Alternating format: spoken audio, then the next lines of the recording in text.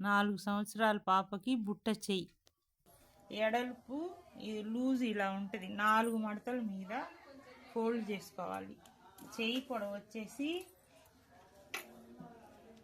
4, బుట్ట కొరకు 4 అంగుళాలు పెట్టుకోవాలి. తర్వాత 6 అంగుళాలు పైన కలుపుకోవాలి. బుట్ట కొరకు 4 వచ్చేసి కింది నుంచి డ్రాయింగ్ చేసుకుంటూ వెళ్ళాలి. తర్వాత 6 అంగుళాలు,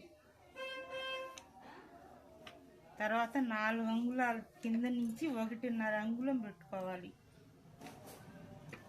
పైని బుట్ట దగ్గర పైనుంచి 4 అంగుళాలు ఎడల్పు, అక్కడి నుంచి ఇలా డ్రాయింగ్ చేసుకోవాలి.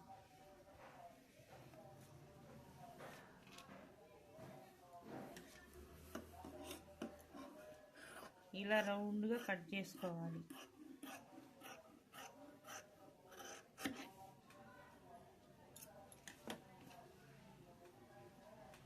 ఇలా ఎడల్పు వస్తుంది. ఇలా సెంటర్ తీసుకోవాలి.